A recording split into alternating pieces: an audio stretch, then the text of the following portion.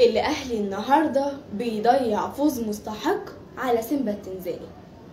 بسم الله الرحمن الرحيم. النهارده كانت مباراة الافتتاح في بطولة السوبر ليج الافريقي ما بين النادي الأهلي وسيمبا التنزاني.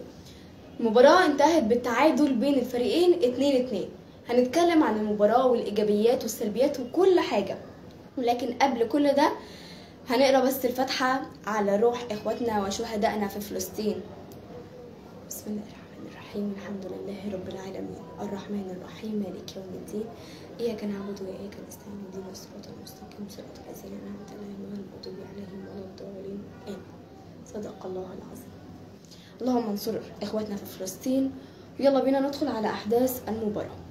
بصوا مبدئيا كده قبل ما هنحلل الشوط الأول والشوط الثاني، كل اللي أنا عايزة أتكلم فيه إن المباراة لا يا جماعة، سيمبا مش فريق ضعيف، سيمبا ما ينفعش نقلل منه.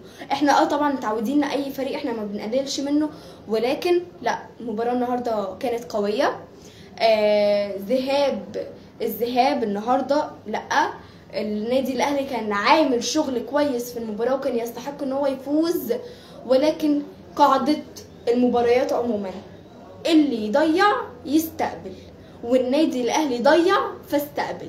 اذا كان بقى فرص كتير لكهربا، ضربة الجزاء اللي ما اتحسبتش واللي هنتكلم عليها، انت كان ممكن الشوط الاول اصلا لوحده بالهدف اللي احرزه رضا سليم واللي هنتكلم عليه مع ضربة الجزاء اللي المفروض الحكم رجع للفار وما حسبهاش الحكم، انت كان المفروض الاهلي مع الفرص الضايعة دي يخرج من الشوط الاول بس ب3-4، ما بالك بقى الشوط الثاني والاهداف اللي ضاعت، فانت كان ممكن تخرج من المباراة دي ب5 6 7 بالكتير قوي. نبتدي بقى ندخل ونتكلم على الشوط الاول. مع بداية الشوط الاول بدأ النادي الاهلي ان هو خلاص، انا مش خايف، عادي 60,000 ما فيهاش مشكلة، الجمهور انا متعود على الجمهور، فخلاص مش خايف من سيمبا ولا مش خايف من الجمهور ومش مقلق. كانوا بيحاولوا ان هم يخلخلوا دفاع سيمبا، وفعلا نجحوا في الشوط الاول ان هم يعملوا كده. النادي الاهلي لعب على الكرات الطوليه، اذا كان بقى من الاطراف اللي هم من رضا او من بيرسيتاو. طيب نيجي بقى نتكلم على اصلا ايه اللي حصل في المباراه. طيب اول هجمه حلوه للنادي الاهلي كانت للرضا سليم. رضا سليم بمجهود فردي، محدش ساعده خالص في الهجمه دي في الدقيقه 12. في الدقيقه 13 احداث المباراه الصراحه كانت سريعه يا جماعه، المباراه ما كانتش بطيئه بالنسبه للفريقين. في الدقيقه 13 كهربا من الجانب الايمن، بصوا بتتعمل كوره حلوه جدا ولكن بيشوطها كهربا بكل غرابه في حارس المرمى، وهنا الصراحه انا بستعجب كتير قوي قدام كهربا. الاهلي اشتغل على الاطراف كويس، تاو ضيع فرصه باسيست حلو جدا من قفشه. الاهلي كان بيلعب على الكرات الطوليه بنسبه كبيره في الشوط الاول، كان في هدوء نسبي من لعيبه النادي الاهلي في اخر الشوط، وكان في ضربه جزاء واضحه جدا لم يحتسبها الحكم وكمان كان رجع للفار. يعني انت ضربه جزاء واضحه وضوح الشمس الكهرباء، انت اللاعب عرقله وانت مفيش. فعشان بس الناس اللي تيجي تقولك بالحكام، احنا بنتعرض للظلم حتى في مباراة افتتاح. يعني ما حتى سيمبا التنزاني ده، بص لو هنيجي نتكلم عن النتيجة بأمانة يا جماعة هنرجع للشوط الأول تاني، بس لما نيجي نتكلم عن النتيجة ان هي 2-2 فدي نتيجة مقبولة للنادي الأهلي. ليه؟ لأن مفيش، بيقولوا إن مفيش ولا فريق مصري قدر إن هو يكسب سيمبا التنزاني على أرضه، فبالتالي إن النادي الأهلي يكون قريب من الفوز وإن هو يكون 2-2 تعادل، فدي حاجة كويسة للنادي الأهلي، وكان ممكن يخرج بأعلى من كده مع كمان ضربة الجزاء والفرص اللي ضاعت. الشوط الأول طبعا ما انتهاش كده وخلاص. محمد مجدي قفشه في الدقيقة الأولى في البلاس 45 بيقطع الكورة ويشوطها كهربا بيمررها لرضا سليم، ومن الجهة اليسرى بيحرز رضا سليم الهدف الأول للنادي الأهلي. انتهى الشوط الأول. عندي كومنتات على الشوط الأول. الشناوي صد كام كورة كويسين جدا. كريم الدبيس متفوق على نفسه. ما حسيتش يعني في الشوط الاول، هنتكلم في الشوط الاول، ما حسيتش قوي ان علي معلول مش موجود. كريم كان بيحاول على قد ما يقدر، وكريم رغم ان هو 5 لقاءات بس تقريبا مع النادي الاهلي، ولكن تحس ان كريم لا بقاله كام مباراه كتير، يعني بقاله كتير بيلعب مع الاهلي، ولكن برضو ناقصه الخبره، واللعيبه الناشئين دول كلهم ناقصهم الخبره. شوط كان ممكن ان احنا نخرج بنتيجه اعلى من كده، 4 أو 5 مع ضربه الجزاء. ملخص الشوط مبدئيا كده، الكرات الطوليه للنادي الاهلي من الاجنحه سواء من تاو او من رضا خلت دفاع سيمبا مش عارف ان هو يتحرك. الاهلي ضغط حلو جدا على دفاع سيمبا. عندنا اخطاء دفاعيه، هنتكلم عليها، ولكن كل حاجه وليها وقتها. بصوا بقى، مع بدايه الشوط الثاني احرز في الدقيقه 53 لاعب سيمبا هدف التعادل من خطأ دفاعي. كان مين اللي ورا؟ رامي ربيعة. الدفاع ما كانش موجود النهارده. هنقول مثلا عشان التوقف الدولي فانت راجع مثلا، يعني لسه مش في مستواك، ولكن اظن ان احنا تعودنا على حاجات زي كده، ان انت بعد اي توقف مثلا، بعد لما بتاخد هدنه شويه وتيجي ترجع، دايما بتلاقي اول مباراه مهمه في طريقك، فانت ما كانش ينفع ان ده يحصل. يا جماعه، كان في عشان عبد المنعم ما كانش موجود، فبالتالي كان في تأثيرات واضحه جدا جدا في الدفاع، وده كان نتيجه لهدفين دخلوا في الشناوي بسبب الدفاع. ليه؟ الدفاع مش موجود، الدفاع تقريبا كان مستريح زياده عن اللزوم، فبالتالي رامي ربيعه لما بيجي عند الكوره ما بيلحقش الكوره او بيسيب اللي قدامه.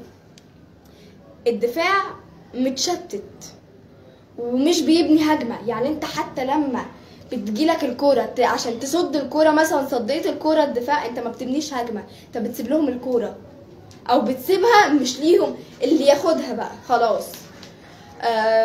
عبد المنعم طبعا اكيد مؤثر بشكل واضح جدا، عدم وجوده مؤثر بشكل واضح جدا في الدفاع.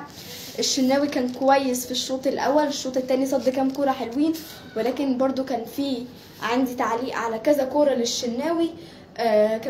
كان منهم كوره في العارضه، الكوره دي كانت بنسبه 95%، كان 100% هدف اكيد، لولا انها جت في العارضه من فوق. الشناوي تقريبا عشان تكرها عاليه فمش هتيجي، ولكن هي لولا ان هي خبطت في العارضه انت حتى ما كنتش هتعرف تصدها يا شناوي، لان انت ما كنتش رايح معاها. ولكن الشناوي النهارده لا، الصراحه يا جماعه برافو عليك يا شناوي، النهارده انت عملت مباراه كويسه النهارده، ولكن الدفاع النهارده فوقه، انتوا متشتتين جدا النهارده، وانا مش فاهمه، اكيد مش من الجماهير. هتيجي تقولي من الجماهير، هقولك عيب قوي الصراحه. جه ركنيه لسيمبا في الدقيقه 60 تمام، احرز بيها الهدف الثاني لاعب سيمبا. فالنادي طبعا كلنا اللي هو حطينا ايدينا على قلبنا اللي بيحصل ده. جه بقى الاهلي في الدقيقه 63 ليعود البطل، فاول لقفشه، بيشوط الكوره بيحرز بيها كهربا هدف التعادل 2-2. تقريبا الحسنه الوحيده اللي تتحسب لكهربا هو الهدف ده النهارده. في الدقيقه 67 قفشه خرج دخل مكانه مروان عطيه، رضا سليم خرج دخل مكانه الشحات. الشناوي بيتألق وبيمنع هدف مؤكد جدا لسيمبا في الدقيقه 69. طيب كان في كوره لرضا، لا كان في كوره مش لرضا، كوره في الدقيقه 75 هدف 100% اللي خبط في العارضه اللي قلت لكم عليه.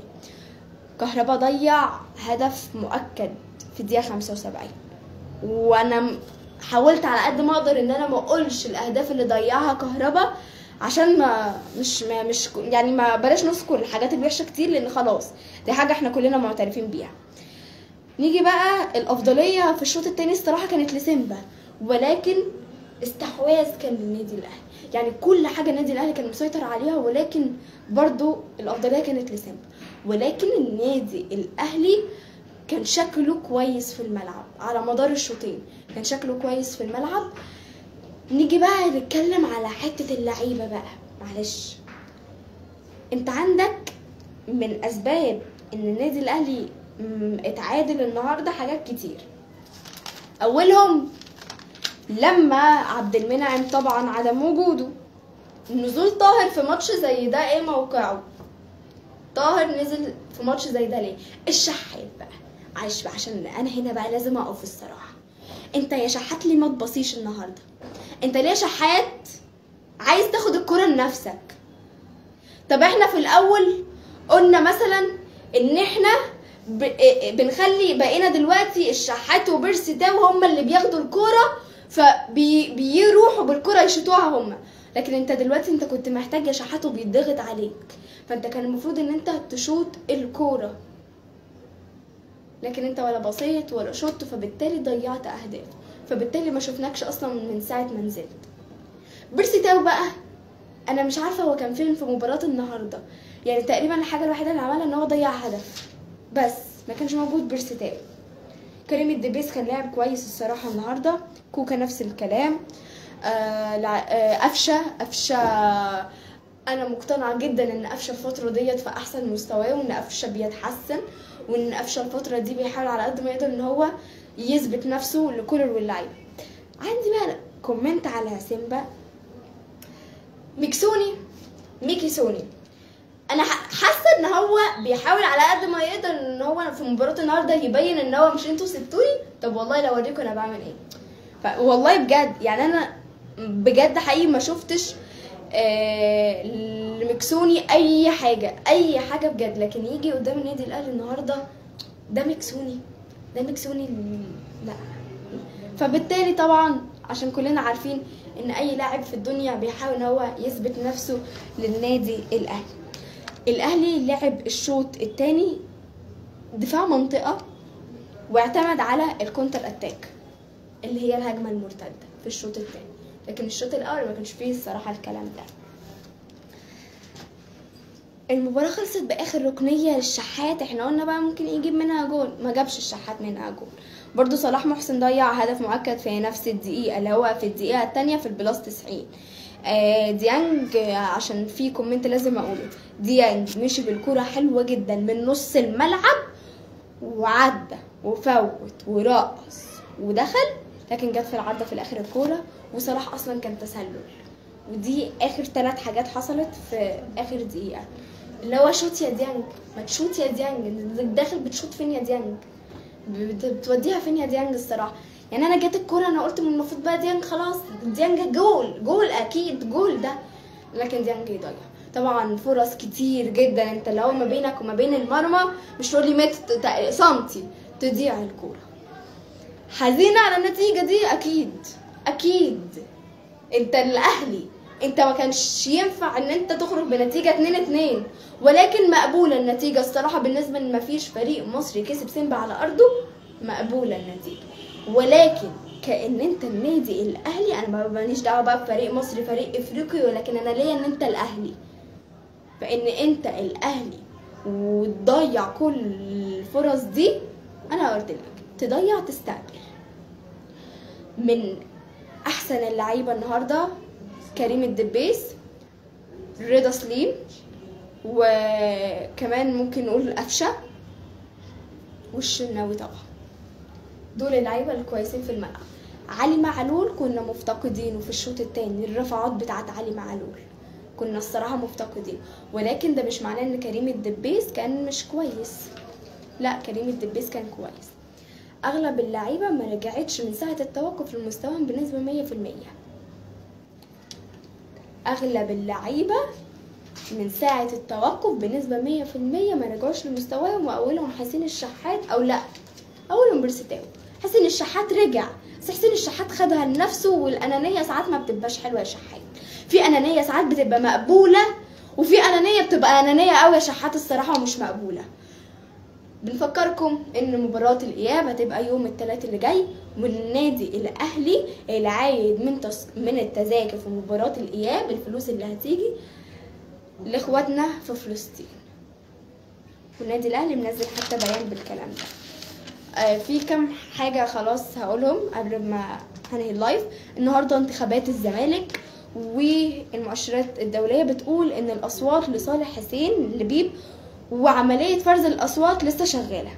النهاردة كمان في نهائي شغال، أنا مش عارفة انتهى ولا هو دلوقتي، بس أنا مش عارفة خلص ولا لسه، في كرة السلة بين ديربي الكره المصريه النادي الاهلي والزمالك في بطوله السوبر، لحد ما انا خلاص كنت طالعه لكم اللايف كان 38-37 لصالح النادي الاهلي.